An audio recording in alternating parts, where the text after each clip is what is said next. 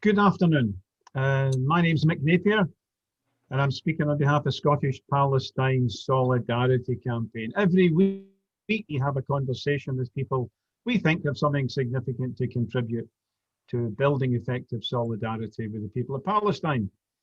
Today we're looking back in order to look forward, because the effort to close down public spaces to organise in support of Palestinian freedom is in full swing. Not just Jeremy Corbyn inside the Labour Party, but there have been determined moves over many years in the wider society. Today I'm joined by Ghani from Glasgow and Ed Hill from Bristol, the place where they chucked the statue of the slaver into the dock. My granddaughter was there, Ed, so I've got vicarious participation in it. But today, no time for such pleasures. We're going to talk about a couple of incidents in the past where corporate Britain, a couple of banks actually, 3 banks, have moved against Palestine Solidarity bank accounts. Ghani here is one of the leading members of the Scottish Human Rights Forum, but over many years he's been on and off a member of Scottish Palestine Solidarity Campaign, in which capacity today we have a story from far away 2008. And Ed Hill contributed to that story, although we didn't know at the time, from Bristol, the manoeuvres by Lloyds TSB, the bank. We're waiting to be rejoined by Ismail Patel from Friends of Al-Aqsa, where there's a banking tale to be told there as well, when there was a determined move to close down their bank accounts. Unfortunately, and it's entirely my fault, after Ismail joined us, we inadvertently kicked him off, and Zoom has a little that makes it very difficult for him to rejoin. But Jimmy is working on it, and we hope to bring you some news in the future. Moving forward, let's concentrate on Lloyds TSB. In 2008, Lloyds TSB moved against Palestinian charity Interpal and ordered that, well, they deny it, but effectively forced it, pressurized them to close down their bank account. The bank account that was essential to deliver much needed humanitarian aid to the beleaguered people of Gaza. The Islamic Bank of Britain was the bank in between, but all transactions have to go, in the UK, have to go through one of 4 clearing banks. That was the case at the time, of which Lloyds was one. Lloyds pulled the rug out from under Interpal, who were then faced with the prospect of not being able to deliver this humanitarian aid to Gaza. We began to organise up here in Glasgow, up here in Scotland, and that's where the tale starts, but it certainly doesn't end. And if I can call Ed back to the camera, we'll introduce him. Ed's a member of Bristol Palestine Solidarity Campaign. Ed, a big welcome to you. Hi there. Well, thanks so much for having me on the programme. And my brief history is I got involved in 2004 or 2005, and like many people, went over to be an eyewitness. This was for the olive harvest in 2005, and it's such a well-worn phrase, but one of those life-changing events. And I took with me a pocket video camera, which were a bit novel in those days, and filmed everything that I saw, and it became my project for the following 3 years to go over each autumn and then make my own sort of peace campaigners documentary eyewitness account. Oh, can we share that film at the end after this? Put it out to viewers. I'm afraid it's not online. My friend who was doing all that stuff, we're not in contact any longer, but I can just describe it. Have you got a copy? Have you got a copy on CD or some ancient technology like that? Yes, they are around. They are around. Yes. Well, in that case, if you're willing, Jimmy, the producer, working in the background all the time with these broadcasts, will be happy to help you to put it online if you so wish. Oh, thanks so much. That would be brilliant. Thank you. Right. Yeah. Okay. Let's get back to Lloyds TSB. I think Hack and I were called to a meeting in Glasgow by senior executives from Lloyds TSB. But there's a story that builds up to that. They didn't call us in because they liked us. They didn't call us in to listen to our silver tones. How did you find out in Bristol about the Lloyds TSB scandal, Ed? Can you tell viewers? I'm not 100% sure, but word got around, I suppose, even then, and it feels like ancient history, a decade and a half ago or so, that, you know, there was people used Facebook and contacted, and we, you know, Lloyds were the baddie. And if I've got a minute or two, it was quite an upheaval here in Bristol, in and I've got some photographs here. The Muslim community rose up. We worked together.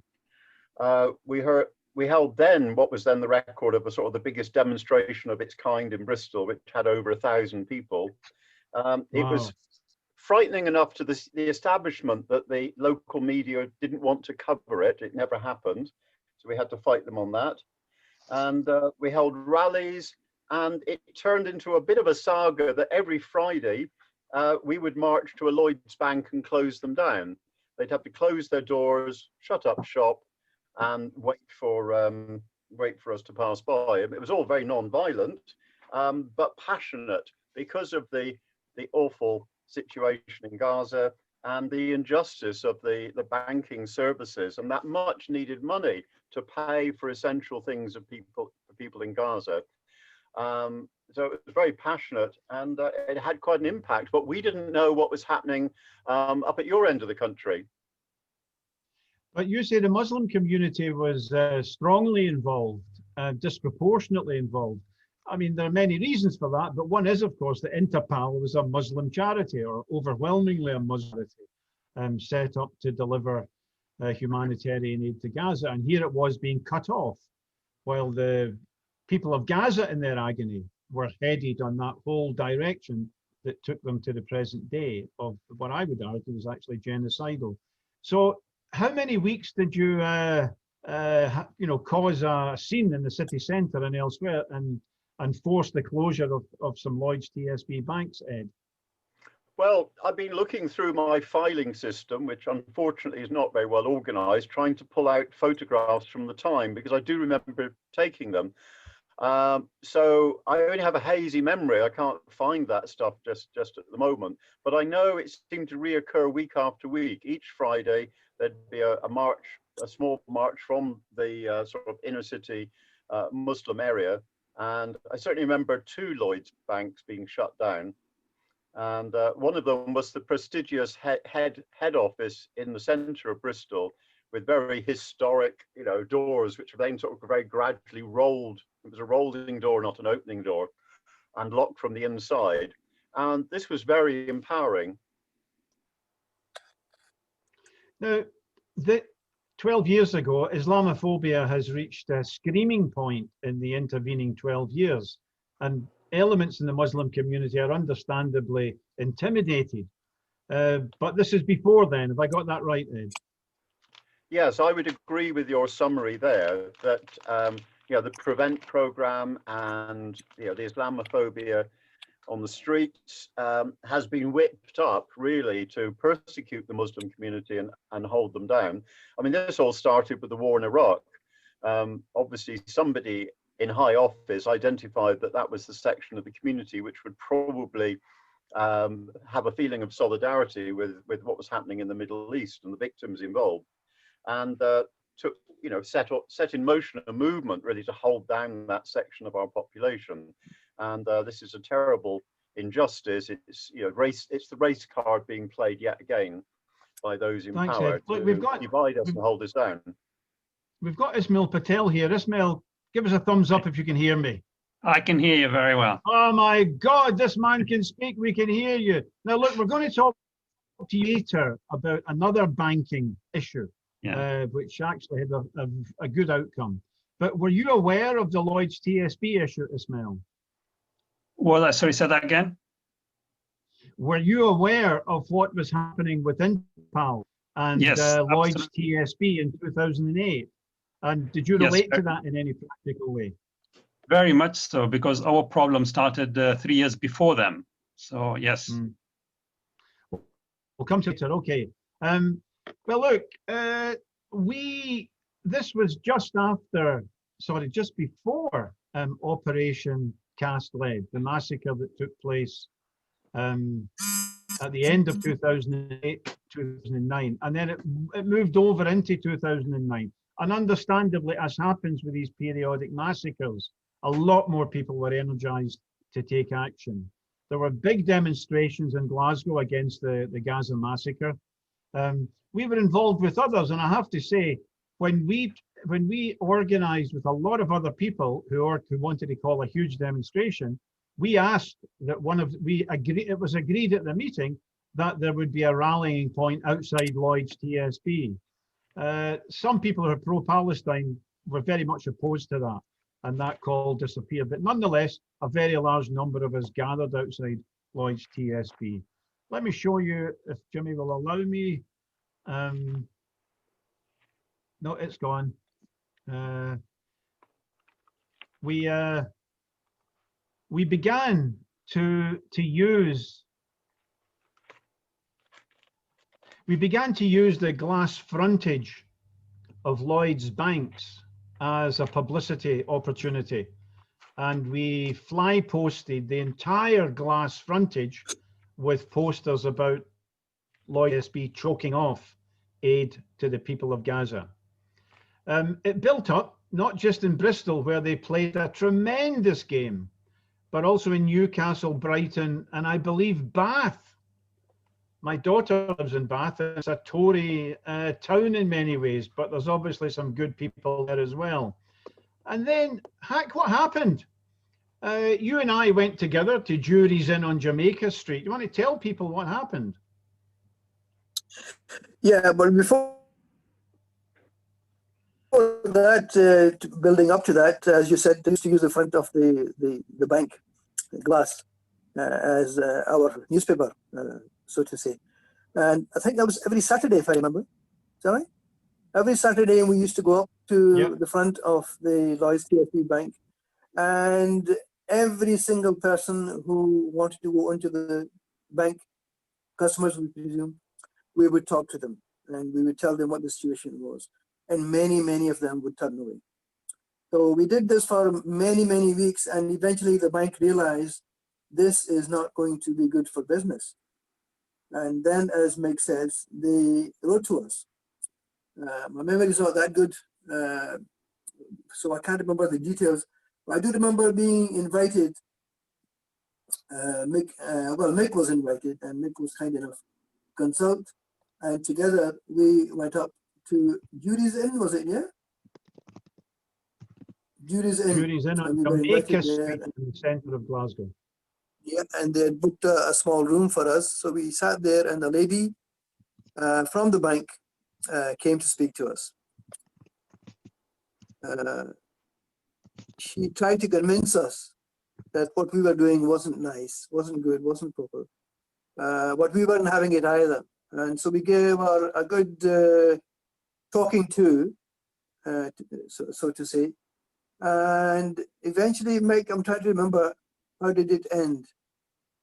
You were with me, so please come forward. Yeah. It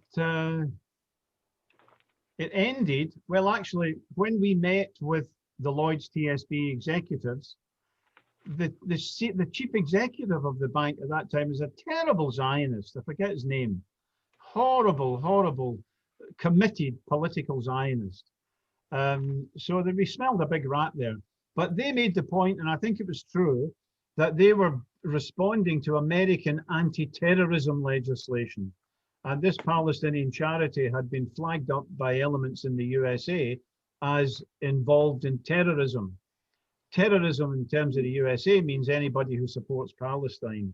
I think if you raise your voice, that qualifies as terrorism. The Interpol were completely innocent, and were involved in purely humanitarian work.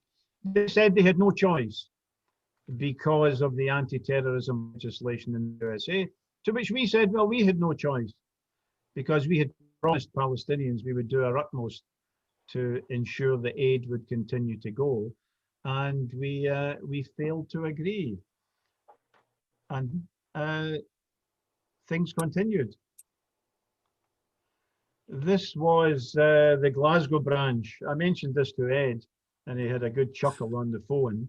This was a work in progress, because it was the whole of the front was finally posted, but this was like somebody took a tea break and then a photograph. And Lloyds TSB started to install expensive cameras and hire a security company every time the bank closed, to make sure that the rascals who did this wouldn't repeat it. And they thought if they point their camera to the front, then nobody would dare to fly post the front. But we did. All we had to do was stand off to the left, and a hand would appear in front of the camera with a wrist and an arm, and we would put up the first row of posters. Then we would stand behind those posters, put up the next row, and so on, usually from left to right, because most of us are right-handed. And the expensive insurance security thing came to nothing. But I think that was just jolly inconvenient for them. I think it was what was happening across the country, Newcastle, Bristol, Bath, and so on. And I think it gave them a fright. And that's why they sued for peace. Does anyone remember what happened after that? Because Interpal did retain banking facilities. Ismail, do you know anything about it? If you don't, then I can say something about it. But Interpal did continue to operate for years after I remember, because I've got vague memories around that, not specific ones because not that close. But I mean, it took the banks another 4 or 5 years before they could close them slowly, but they didn't go straight away with the hammer as they wanted to do. Yeah, I have some bad news at the end, because it never ended. And Interpal is in deep trouble, I think, because of another fresh attack. But let's deal with the success first before we mourn. The Bank of England stepped in and arranged some special drawing rights, some special tailor-made facility for Interpal, which did allow them to continue. Being a charity, they couldn't say too much about it publicly. Getting the aid into Gaza was more important for them, for obvious reasons, than publicizing the attacks on them here. So they had to keep quiet. But it continued, and they continued with that special facility set up with the Bank of England. But I think, I don't know, Ed, you were active in Bristol. We didn't know each other. I met you in Bristol many years afterwards, and was delighted to learn the full story. But just imagine if that had happened not in 5 cities or 6 cities, but in 50 cities. I think that you could argue that they wouldn't have come back again. They would have got such a fright that Interpal would have been able to continue. But unfortunately, it wasn't as big as it could have been. But there we are. That was Lloyds TSB. Ismail, 3 years earlier, before we were called by senior executives, Hack and I, to meet them in Glasgow to sue for peace, you also got an unpleasant email from a British bank. Did you know it? Absolutely. I think that was also the initiation of our relationship, I think. So some good things come out of that. But 2005, I think it's just before Christmas, December. No, 2004, sorry, December. We got a letter out of the blue saying that we've got 28 days to close our account. Otherwise, they'll just close it and send our money. Which bank is no reason. Sorry? Which bank? Royal Bank of Scotland. Royal Bank of Scotland. Absolutely no reason given. We tried to have a meeting. They wouldn't see us. Christmas holidays coming up. So really it was about 2 weeks, really working week-wise. Very, very panicky. By the time, obviously, as a lobby group, we sent out an alert. And that's when Scottish PSC really stepped in and did a sterling job. Ismail, can I interrupt you? Because Oh. they tried to fit up Interpol years later as involved in terrorism, but you were not given any reason whatsoever. Just, we are closing it. That's it. That's it. No reason at all. And you inquired. Did you ask them why? Absolutely. They would try to have a meeting with the managers. Nobody would see us initially. This is obviously initially nothing happened. They won't talk to us. They just simply insisted that, you know, this is going to happen and that's it.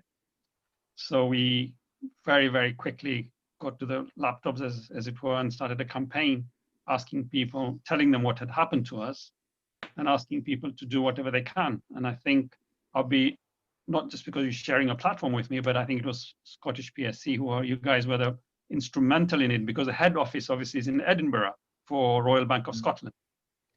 And you call for a demonstration outside there, but not only demonstration, but I think an email campaign to write to the manager demanding a reason for the closure more than anything, and not even opening, just give us a reason why you're doing this. Obviously, we also found out that the banks are really instruments of the states to discipline movements, organizations, individuals, and also control how and where we should work. Because what the government does, it says it's a private company, we can't do anything. I mean, considering it's a state, it has no reach everywhere, but as soon as you mention the banks, they say, you know what, it's a private company, they can take on any business they like, we cannot interfere. But obviously they give the banks the leeway to allow only certain individuals or to have accounts that comply to what the government wants its citizens to do. As soon as sort of it veers out, then the mechanisms are coming to force. So I think it's a very strong instrument and we shouldn't underestimate it. So the efforts that we've already talked about and what we're going to talk about now are very, you know, they're just not against a bank, but it's the whole establishment, and that should be borne in mind. Anyway, going back to the issue, I think you guys called for a demonstration and you had an amazing impact. We started with you an email campaign. And in those days, I think we were very early as well on trying to lobby through emails. And they were overwhelmed with the number of emails they received. That is when they accepted to have a meeting. And this was in January, maybe a week before the deadline to close our account. The demonstrations continued in Leicester and Edinburgh. They were the two major cities, I think, and London as well, 1 or 2 branches in London, of course, not all the branches, 1 or 2 branches in London. And they said, all right, we will look at it, we will try and extend it. And then we got in touch with the media, the local media covered it. I think the Guardian covered it as well. When that happened, that's when things started changing. And they decided to then open it without giving us a reason of why they're opening it or why they decided to close it. And we've been in that situation ever since. Now, with Lloyds TSB, I remember a Muslim businessman who'd received an award from Lloyds. He returned the award and told them he didn't want, and he closed down his account. So there was a range of different pressures on the bank.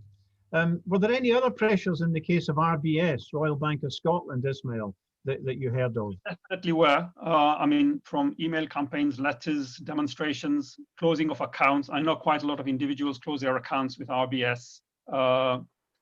Small number, it was a high number with small volume of money, but I think the numbers is what mattered.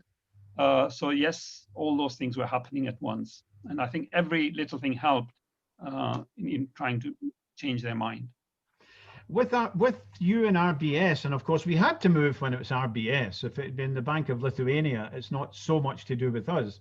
But RBS had a headquarters in central Edinburgh. By the way, they've since moved to a mighty, I think, it's eye-watering sums of money to build their new headquarters. I mean, they have money that you couldn't count it if you lived forever. Vast sums of money out near Edinburgh Airport, and it's not so accessible. But at that time, it was smack bang in the city centre, and we could have given them a very hard time indeed. the way their central branch was laid out at that time. So Ismail, how close did they go to the wire? You got 4 weeks notice. Don't negotiate. Look, don't even try. It's going to happen. Just do what you're told. What happened? Well, it was very close. I remember it was just not the Friends of Al-Aqsa account, my personal account as well, and business account. So it was very personal. I mean, it was very, very difficult.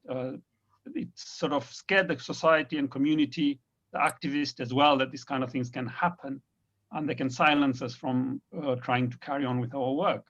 And it was literally a few days before the deadline.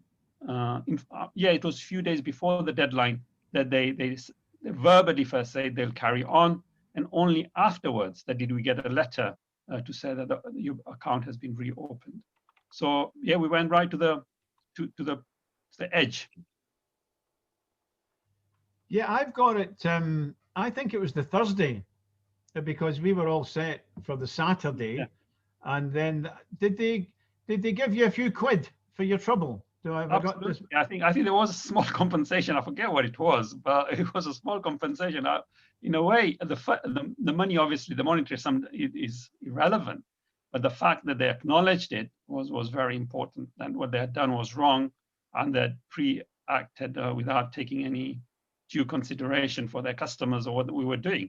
Because remember, we are an NGO, so we don't send money to Palestine.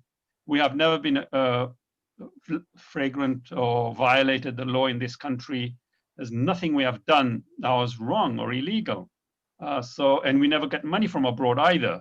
So there was no international transactions, nothing illegal, no illegal activities, even outside banking. And here was a bank saying, we're closing your account. And that was really quite something else.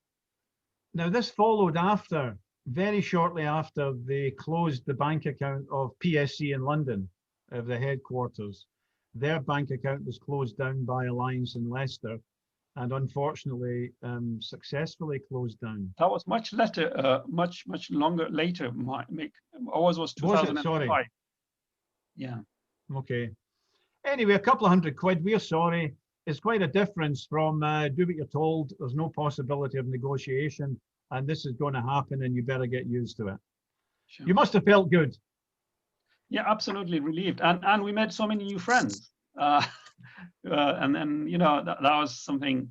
It made the movement much stronger, I think, because at that stage, I think we were, if I'm not mistaken, we were the very first organization to have their bank account closed in Britain. I think so, and it brought a lot of people together. It also showed that this movement has got nothing to do being Muslim, non-Muslim. There's a question of justice. There's a question of how our freedom is a question of our rights in this country. We're being trampled about. Is again nothing to do with Palestine. As I mentioned earlier, we weren't sending money to Palestine. It's about being a British citizen and what rights do you have as a British citizen, and that was also being curtailed. So it brought all these things home. Yeah. Before I ask Ed, who wants to tell us something, Hack, were you aware of the attacks on Friends of Al-Aqsa in 2005? The attempt to close their account down.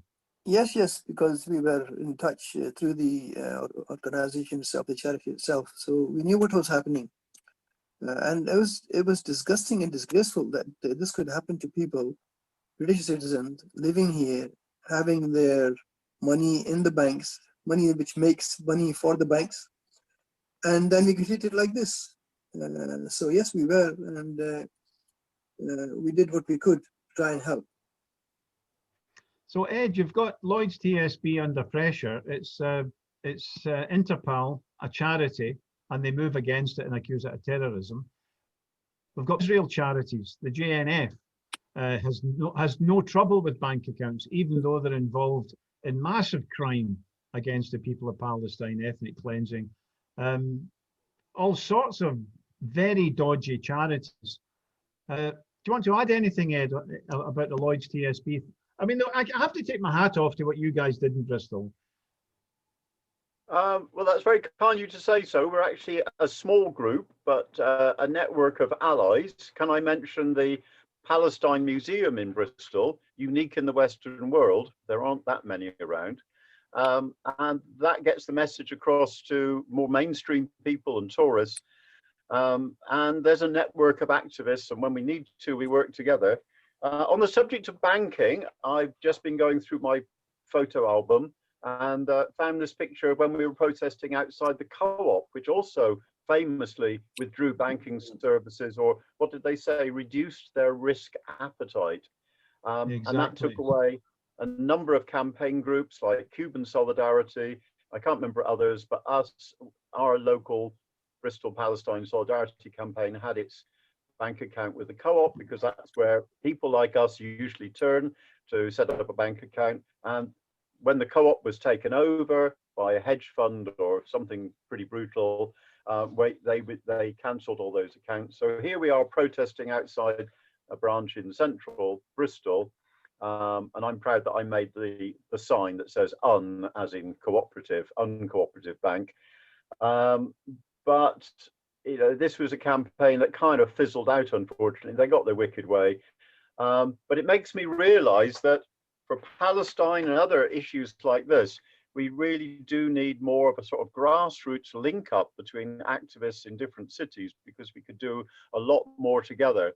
The other activity which springs to mind, which was being coordinated a few years ago, was to go and picket and leaflet outside music events. Of course, there's not many of them happening just at the moment, of bands or so-called celebrities who are then going to perform in Israel. I remember spending time at the Glastonbury Festival about 3 events ago, campaigning against Radiohead, and we had quite an impact that they actually cancelled some of their other gigs during the festival because security couldn't be guaranteed for them.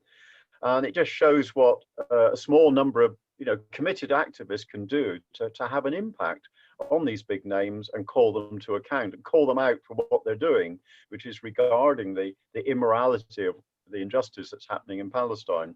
So there's a lot of grassroots activities here, which some are handled by large campaigns, but others are very much sort of grassroots. And the more we could link up, the more we could do together. And this interview is reminding us all of what we did in relative isolation and how much more effective we could be if we were all in contact and coordinating. No, I'd like to ask people to develop that point, because you look at the RBS pressure on Friends of Al-Aqsa and Lloyds TSB determination to cause havoc for Interpol, and they didn't respond to the words of Hack and I when we met with the senior executives. They were responding to you guys in Bristol, to other people across Britain who were generating very substantial pressure. I mean, I don't want to exaggerate this. I think they were afraid. I think they thought if it's spreading at the rate at which it's spreading, who knows how it would proceed. And I think also with RBS, Ismail, it was pressure. It wasn't. There was a small bunch of activists who were driving it, but they usually ignore us when we don't relate to a wider audience. But when we can sort of detonate something wider, then they sit up and take notice, do they not, Ismail? Comments? Absolutely. I mean, that is the key, really. In any movement, the opposition is victorious for sort of manipulating and making it first isolate you to make the rest of the community feel that you're a problem, so they shouldn't support you. Or even if you do something, you're not able to reach the rest of the community. But when the rest of the community moves with you, I think the counter struggle is very, very strong, and they have to buckle, unless obviously they're willing to pay the price, financial prices for their moves, in particularly talking about the banks. So yeah, I mean, if it wasn't for the hundreds, literally, if not thousands of people who would either send an email, close their accounts, demonstrated, we would not have an account with RBS today. There's no two ways about that. And it's absolutely central that institutes and organizations must be held, or corporate bodies must be held to account. And the way to do it is people who are engaged or who use them. It's a two-way process. Sometimes we feel we can't do anything without them, but really they can't do anything without us as a movement. If we have enough people to pressurize them, then we counter whatever the services they're offering, because we can always go somewhere else as a whole group. And I think we need to send that message across to stakeholders or supporters in particularly to show that only as a united front can we bring about changes. And these examples really are very empowering to our grassroots members to show that, you know, we as individuals can make a change. And through that, we can bring about major international issues onto the agenda and bring them on the table to be discussed. So we need to stand together. We either, as somebody put it, we hang separately, yeah, or we have to hang together, or we will hang separately. Hack, what's your comments on that? Very much, Ed made the point really. We do need to be in regular communication, and we need to consult with each other. Wherever we can, we need to work together.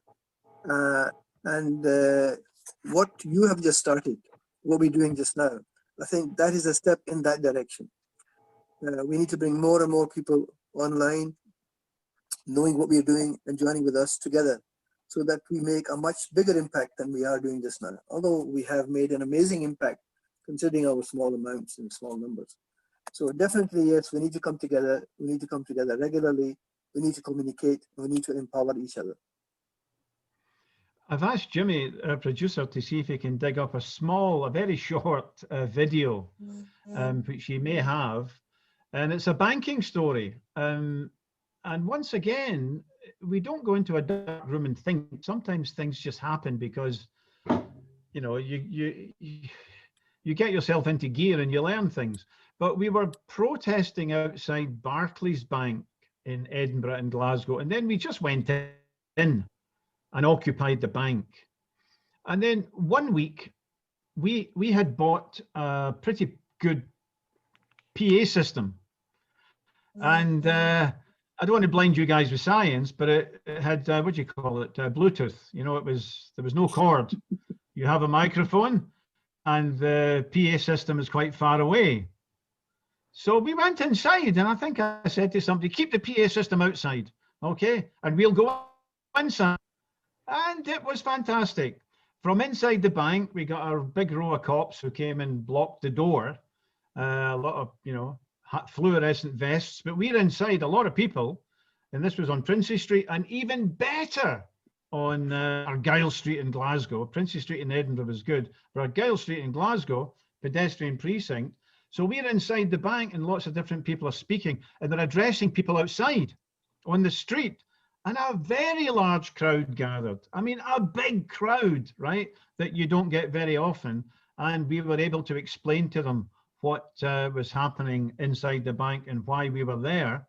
I'm going to play a minute of this video. Thank you, Jimmy. Have you got sound?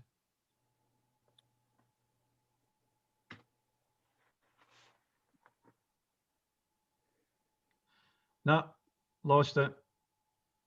Okay. Anyway, it was extremely. We're trying again. We've lost the sound. And they're going to ask the question of Barclays. Why are these people inside your bank annoying me? And Barclays have got to say, it's because we're investing in Raytheon. Raytheon provides the guidance systems that killed over 2,000 people last summer. So is that a problem for us? No, when they do that, we're successful. Because we can't get through life not upsetting people. We've tried not upsetting people, peaceful protests, things like that. But that's why another 2,000 people get murdered last year. And that's why there are kids who have died this year in Gaza because of the freezing cold. So if it upsets Barclays, good. If it upsets the public and they protest about it, even better. That's the point of protest, is making a difference. And would there be an option to take the protest outside of this area? No, we're in the Thanks, Jimmy. Okay, you're staying in just obviously until people... Until people decide to leave. Okay, Jimmy. Thanks. I mean, that was the Edinburgh one. The Glasgow one was much better. Much better. They do things better in Glasgow, okay. But, you know, it really worried them. And whereas before we had, I have to tell a story here because it's interesting. But we had, in the Glasgow one, I mean, find that video if you can. It was absolutely brilliant. The crowd outside was much bigger, and they were really listening. And we had a team outside giving out leaflets, engaging. The support was really great. And I think the bank got worried because a few of us got arrest warrants very shortly afterwards, and that usually didn't happen. You know, for some reason, the Scottish police are much more ready with arrest warrants than down in England. I mean, when we interrupt a musical performance by an Israeli state-sponsored group, we get arrested. But down in London, they get taken out, and I think the police dust them down and tell them to go away and behave themselves. The banking thing here, though, with Barclays was excellent, because 5 of us were charged with breach of the peace or aggravated trespass, and it was going to be a fantastic trial because the police had the entrance. In Edinburgh, they had 1 copper. In Glasgow, they had about 10 blocking the entrance, and they wouldn't let us leave. We couldn't leave after the protest, and then they finally let us go. And then they charged us with blocking the entrance. I mean, had it gone to court, we would just have photographs and videos. Who was blocking the entrance was the Glasgow police. It was very obvious. But there were 5 of us. And the prosecutor came back afterwards and says, look, I'll let 4 of you off if Mick pleads guilty. That was me. And I was really, he said, I'll take 1 out of 5. I mean, I was so noble. This is incredible. I mean, I took it and I got community service. It was wonderful teaching Syrian refugees English for my community service. But we could have won it. It's just that 2 of the other accused, one was a young Muslim dentist, just finished his dental studies, and he couldn't apply for a job because he's got a charge. This society is so in many ways very totalitarian. If you've got, I mean, when I was young and protesting politically, we didn't care, right? Breach of the peace, whatever. It was water off a duck's back, right? But now, if you're a nurse or a teacher or a dentist or somebody in the caring professions, any conviction can bar you for life from these jobs. It's quite shocking, even if it's a political protest against mass murder. So I pleaded guilty because this kid couldn't get a job, and another person was a doctor who could have been in big trouble. And I didn't give a toss. So I pleaded guilty and got a couple of 100 hours of community service. But it would have been a great trial because, and this is my point, these banks are public spaces. And can I just make this point? Because we've demonstrated this in airports, in Manchester, in Edinburgh, we've demonstrated it in shopping centres, we've demonstrated it multiple times. It's private property with the presumed right of public access. That means, because there's no turnstile, you don't have to pay to get in, it's a public place, and that means you've got political rights in those public places. So if you go to court, it's a very interesting fight. They can't just say private property, get out. No, private property with a presumed right of access, and therefore we have to try to extend our rights to free speech. Friends, it's a real pleasure. Ismail, make some closing remarks, because you're absolutely right. If it doesn't kill you, it makes you stronger. And it does bring you together with great friends who will endure for a long time. Ismail, come on. You're an eloquent fellow. Every crisis provides an opportunity and a challenge. And those who face the challenges and the crisis normally opens up avenues for liberation. Always remember that. There's no liberation that has been afforded to a people without having to struggle. And what all these little things that we've been discussing, they're really minor with a well-written email. Considering what has been happening to the Palestinians themselves or any other movement we've talked about, that what they suffer on the ground is much worse than having the little inconveniences of the bank being or bank account being closed. But in that process, when we face that challenge, we bring people together, we challenge the establishment, we try to set more humanitarian norms for ourselves and our country, and of course, at the same process, try and bring about a change and a justice for the people we're working for. So I think we shouldn't consider them sort of an obstacle towards activism, but as a means to which our activism is more sharpened and brings us together. Well, I think that I couldn't put it better. Ed, I'm going to ask you to come in. By the way, I don't know about the other guys on this call, but you know, I'm in favour of Scottish independence, and I'll be voting for it. And you know, we've got a conversation up here. We might try to invite Liverpool and Manchester and Sheffield to join us, not Buckinghamshire and you know, because they elect Tories all the time. But I think there's a lot of people would wish to invite Bristol to join because of what you did with the slaver statue. Ed, make some concluding remarks. I take my hat off to you guys, really. Ed Hill. Well, it is a collective effort, and there's a lot of brave, hard-working souls out there. Hope for the future. You know, when we were all hit by the lockdown, you know, life got very difficult, and things we were used to doing suddenly seemed impossible. Here in Bristol, I've certainly taken clues from our very active Extinction Rebellion group and picked up some of their tactics. So this was the anti-annexation protest at the beginning of June, I think. So we're there socially distanced. It had poured with rain, but if anything, it turned it into an interesting photo opportunity. And it shows what we can do when we're bold enough to get out there and protest. We can learn smarter and smarter tactics. And, you know, in the end, you know, the people united, hopefully, will never be defeated. We can link up between our different communities. I have learned so much over the years through Palestine of working, say, with my Muslim friends, the Muslim community, which has really enriched my life, which would never have happened otherwise. It's given me a depth of understanding and a firm determination in anti-racism and peace and justice for everybody on this planet. So let's go forward with hope. Thank you, Ed. Hack, concluding remarks, Scottish Human Rights Forum and Scottish SPSC. Striving for the basic rights of humans everywhere, and much so here in Scotland. As far as independence is concerned, there's no other way.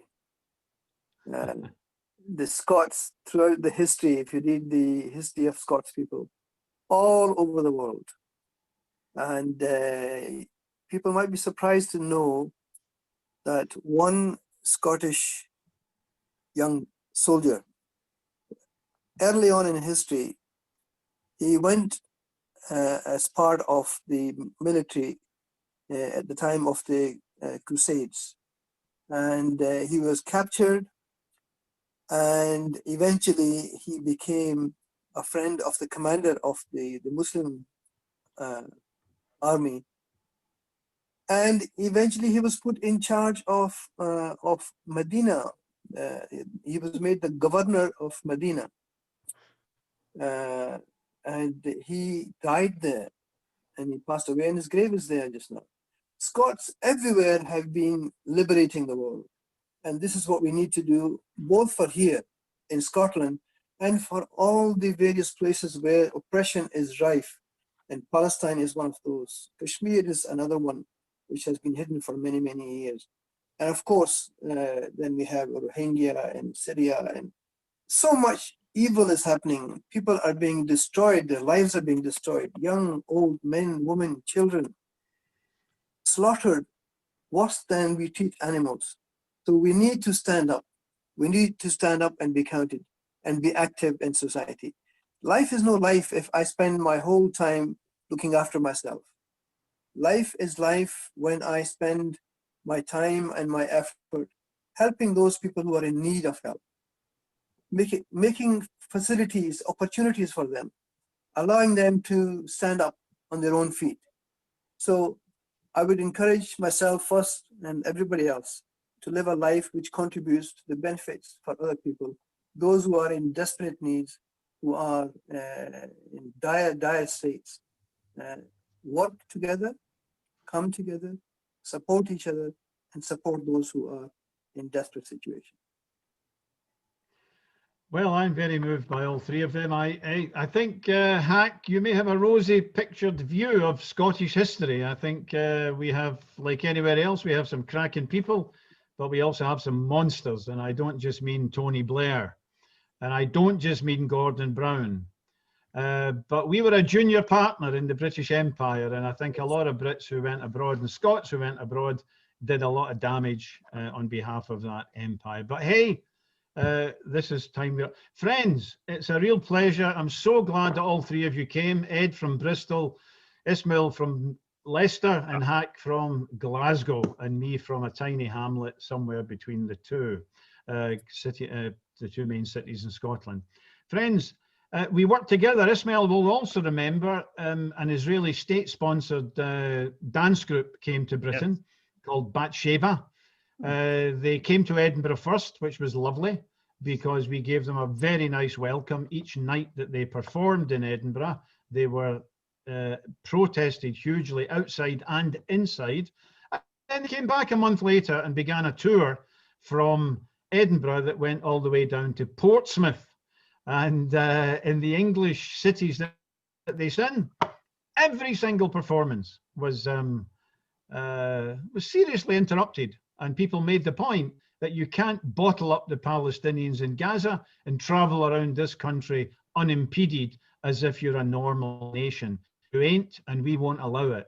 And that's why the Edinburgh International Film Festival has been free of Israeli state-sponsored troops since 2016.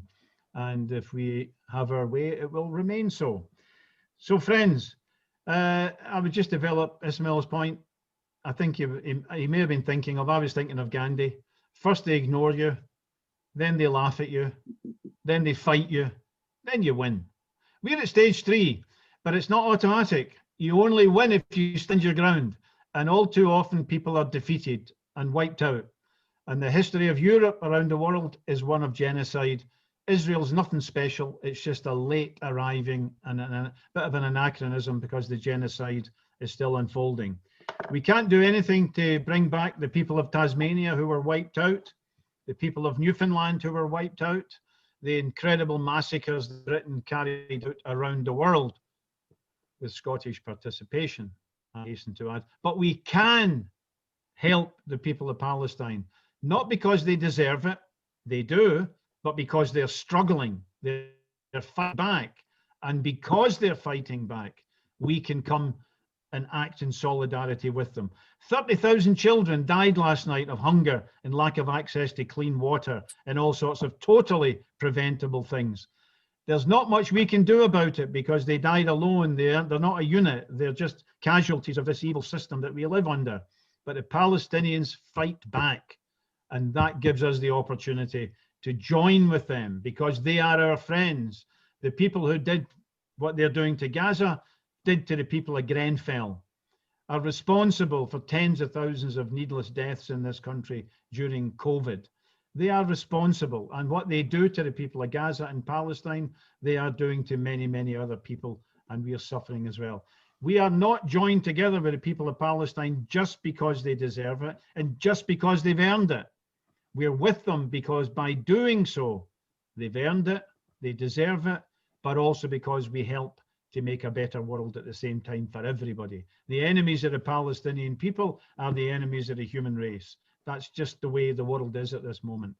Ismail Patel, Ed Hill, Hack Ghani, it's been a real pleasure and an honour to have the three of you. The recording of this will be available on our Facebook page in about 30 seconds. So I hope we'll work together going forward. And to use a horrible metaphor, I hope you're not disgusted, but somebody once said, if we all spit together at the same time, we can drown them. Well, it's difficult to get people to spit together, but let's try. Thank you all for joining us. Thanks, bye, everybody. Thank you very much. Thanks very much. Thanks to you.